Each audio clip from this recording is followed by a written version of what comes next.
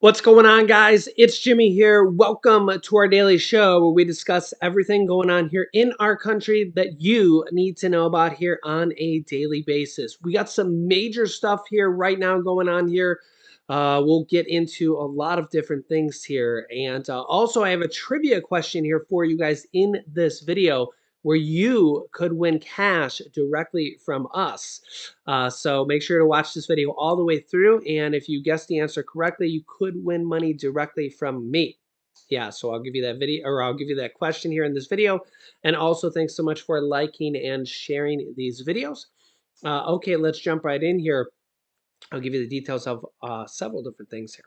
Okay, the January 6th committee seeks 4 criminal charges for Trump and sends a referral over to the Department of Justice, saying here, a U.S. congressional inquiry into last year's Capitol riots says ex-President Donald Trump should face criminal charges, including insurrection, and that Mr. Trump should face 4 charges, including inciting, assisting, aiding, or comforting an insurrection, obstructing an official proceeding, conspiracy to defraud the United States, and conspiracy to make a false statement. Now, the Department of Justice, who doesn't need a criminal referral, is already considering criminal charges against former President Donald Trump. Here is the Republican perspective of this, including Republican leader of the Senate, Mitch McConnell, the minority leader, but the Republican leader. Take a listen to this. Manu Raju on Capitol Hill. And Manu, I know that you have been speaking to Republicans there in light of this breaking news. What are they telling you about these referrals? Well, they are divided over that. Many of them saying, well, it's up to the Justice Department, or others criticizing the committee altogether. And in one surprising statement, Senate Minority Leader Mitch McConnell, who says very little about January 6th, issued a statement saying the entire nation knows who was responsible for that day. Beyond that, I don't have any immediate observations. Now, I put a question to other Republicans about whether they agree with that, including Senator Rick Scott, who responded, I haven't seen a poll like that. Other Republicans also aligning themselves with Scott, saying they don't agree with Mitch McConnell. I did ask Senator John Thune, who's the #2 Republican, about the committee's investigation, whether or not he believes they were credible. And he said that they did interview a lot of folks that had a lot of knowledge about what happened. And I think there were people who I think were very credible. He went on to say he needs to review the report further, but breaking from a lot of Republicans who simply say that the committee was partisan, even though it was divided 7 Democrats, 2 Republicans, saying that the committee's results cannot be trusted. A lot of the Republicans were saying that, but some keeping an open mind, and others who have been critical of Donald Trump, like Senator Mitt Romney, said his view is very clear that Donald Trump was responsible for what happened on January 6th, and many of them just keeping their eyes open, watching very closely what the Justice Department decides to do. But Aaron, that statement by Mitch McConnell really reverberating around the halls of the Capitol. Unexpected that he would come out and go as far as that he did, saying that the entire nation knows who was responsible for January 6th, not mentioning Donald Trump. Here's what one of the former Watergate prosecutors has to say about what he thinks is going to happen here. Take a listen. Here, what do you think happens? That's what everyone wants to know. What do you think is our charge? Donald Trump is going to be indicted. He's going to be indicted in Georgia, and I think he's going to be indicted by the feds. I think they've got the evidence. We don't know exactly what a lot of these cooperating witnesses are saying.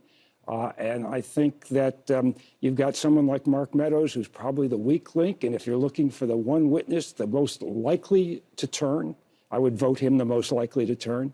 Also, you can see here, after years of fighting for it, Democrats may release Trump's tax return information here. As the House of Representatives has it now, the IRS sent it to him after a long legal battle. Democrats on the Chief Tax Writing Committee in the House could vote on Tuesday to release tax return information on Donald Trump after winning a prolonged legal battle against the former president in the final weeks of the Democratic control of the lower chamber. The House Ways and Means Committee announced a meeting for Tuesday afternoon on documents protected under the Internal Revenue Code Section 6103, the rule under which Democrats were able to obtain Trump's tax records from the Treasury for years 2015 through 2020. A vote at that meeting to issue a report to the wider Congress involving Trump's tax information could open a new chapter in the saga of Trump's tax returns, which were a source of great frustration for Democrats during Trump's presidency, after he broke with decades of presidential precedent by not sharing them upon entering office. It could also help to close the book on the matter once and for all. Congressional experts say the contents of such a report to Congress could vary. In 2020, the New York Times reported that Trump only paid $750 in federal income tax. In 2016, and that he had paid no income taxes at all in 10 of the previous 15 years, largely because he reported losing much more money than he made. Quote. In 2016, the paper reported that Trump reported a $916 million loss on his 1995 tax return, theoretically allowing him to avoid income taxes for nearly 20 years. To generate $916 million of losses, Trump used other people's money without ever repaying his borrowings or reversing his tax deductions as the law requires. And the IRS apparently never challenged that, Rosenthal wrote online on Monday. So I don't know. We will see. We will see here. A 6.4 magnitude earthquake hit Northern California today, which is a pretty big earthquake. And you can see here where it hit here. More than 70,000 utility customers were without power in Humboldt County as of 9 a.m. Tuesday morning, according to the online outage power tracker. Power is out across the county in Humboldt County. Do not call 911 unless you're experiencing an immediate emergency, they said. Wow. And not only that, but an Arctic blast to bring life-threatening cold to parts of the U.S. as snow is expected to cause travel headaches, potentially going all the way into Christmas. Yeah, here, take a look. Passes out. This morning, with a holiday travel surge underway and crowds already flooding one of America's busiest airports, a potential wrench looms on the horizon. A major winter storm with a bitterly cold Arctic blast is set to slam the Great Plains through the Northeast later this week.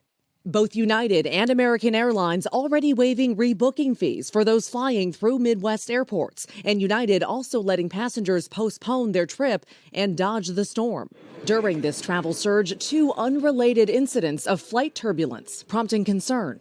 5 people were hospitalized Monday after a United flight from Rio de Janeiro to Houston hit unexpected turbulence. This after some 36 were hurt on a Hawaii-bound flight Sunday, also amid extreme turbulence. All this amid a holiday travel boom. AAA estimates 113 million Americans are traveling to see loved ones for the holidays. 11-year-old Lillian Charles is worried. The weather can mess up like all of your flights.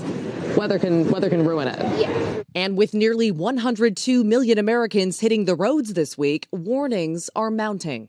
The good news, thanks to remote work, travelers this year are flexible. Peak travel days are spread out throughout the next couple weeks. Experts add airlines are staffed up, more often preemptively canceling flights ahead of likely snags. We're very optimistic. We know that if there are disruptions due to the storm, those passengers will be reaccommodated. Okay, so all this in mind, experts suggest that drivers check the forecast before hitting the road so you're not leaving during or driving into the peak of the storm. And if you're flying and you haven't booked your ticket yet, they also suggest trying to fly early and direct to minimize the chance of disruptions. And guys, as you can see, definitely leave plenty of time at the airport. Hoda. Yeah, all right, good advice. Maggie Vespa for us there at O'Hare. Maggie, thanks. All right, Samara Theodore from our Weekend Today show and our NBC station, WRC in Washington, in for Mr. Roker this morning. So you're tracking the cold, you're tracking the storm. How bad is it looking? Well, right now we already have 46 million people under alerts at the moment. If you take a look in the upper Midwest and out towards the Northwest from Seattle to Indiana, this morning winter storm watches, winter weather advisories, and warnings have already begun to go off because this storm is going to be having such a great impact across much of the East Coast and in parts of the middle of the country. So here's a look at the timing on this. This starts to pick up tomorrow, and it sticks around meandering through Thursday and into Friday with multiple impacts expected. Behind it, that blast of extreme cold leading to record-breaking cold temperatures for this time of year. So here's a look at some of the impacts. Through Saturday, we're talking dangerously cold conditions, wind chills. Thursday and Friday, they could be looking at damaging winds and blizzard conditions up along the Great Lakes into Chicago and Cleveland. And then behind it, this is going to be a story to watch, especially along the I-95 corridor. We're looking at freezing conditions that could lead to a flash freeze as we head into Friday night into Saturday. As far as totals go, we're going to see some of the higher totals lining the lakes, the Great Lakes, that is, anywhere from 6 to 12 inches, but some areas farther north into Michigan could see 24 inches likely. So this is going to be a very impactful storm, and it's hitting during that crucial, critical time of that holiday travel. Yeah, so it looks like winter weather and maybe a white Christmas going to be there for a lot of people, millions of people. But on the other hand, it could be a little bit treacherous. So be careful here for Christmas and for traveling.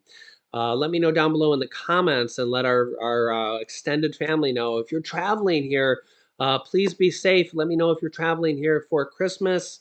And yeah, be safe, because you could see here that storm or multiple different storms here are going to be pretty much affecting almost the entire country. So this is going to be a little bit of a hair raiser here. So yeah, we'll see. Okay, next up, let's do our daily trivia question here. So we've been doing daily trivia questions, giving away thousands of dollars here to our viewers. If you can guess the answer to our daily trivia question correctly, you'll be entered into the pool of people who have guessed correctly. And from there, we have a random comment picker to guess or to pick the winners, okay? And we pick a couple winners every day for each video. And we just had some winners picked here recently. And here's some of the winners and some of the answers. I'm not sure where I left off here, but I'll read you some of the winners, and I'm going to give you a new trivia question here also. I'll start here. I'm not sure what question I left off on here, but what is the name of George Bailey's guardian angel in It's a Wonderful, Wonderful Life? The answer was Clarence Oddbody. And yeah, the winners were Melinda E.B. and Lori Rogers. What was Rudolph's girlfriend's name was Clarice. And the winners were Sharon Kane and Teresa Bailey. I wonder if she's from the Baileys, George Bailey's. And what was the most snow recorded ever from one snowstorm in the U.S.? The key there was one snowstorm. The key was one snowstorm. It was about 15 feet. It was about 15 feet in one snowstorm. Imagine that. I mean, that's as tall as people's homes. You know, you open your door and it's like about 6 feet. Imagine if it was 15 feet from one snow. I mean, think about how tall your car is. Imagine if you got 15 feet. Yeah, 15 feet is just way, way too much. The winners there were Wendy Studebaker and I'm a Po' Boy. Username I'm a Po' Boy. What beloved Christmas movie was a flop when it was first released?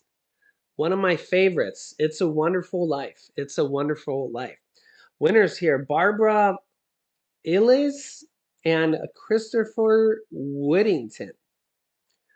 Yeah, how did candy canes get their shape? How did candy canes get their shape? They're supposed to resemble a shepherd's crook. A shepherd's crook. Winners, Chuck Holt and Lowell Ebolo. Sorry if I'm saying any of these wrong. So those are just a few of the most recent winners. Anyone's newer than that, we haven't picked winners yet. So keep that in mind. You can still guess the answers on that. And here will be today's trivia question. In How the Grinch Stole Christmas, who carved the roast beast? In The Grinch Stole Christmas, who carved the roast beast? Now, it's not roast beef, it's roast beast. Thought that was interesting. Who carved it? If you want to take a guess, please comment down below in the comments section. Yeah, so it's completely free to guess here, and if you're correct, you could be picked as the winner. And make sure you subscribe down below to our YouTube channel so you don't miss out on new videos that come out here every day at 10 a.m., 3 p.m., and 8 p.m. Eastern Standard Time. We'll have more trivia questions coming out here every day up until Christmas, and then we're going to probably be doing even more so here in the New Year's as well. So keep that in mind. Thanks so much for liking and sharing these videos. I'll keep you up to date here. You can click here to watch my newest video next. And also here is a video about $2,000 stimulus checks they're working on here as well. We have a bunch of different states and governors and areas working on checks. I'll keep you up to date here on. So click on one of those videos next. Thanks for watching, guys, and I'll see you in the next video.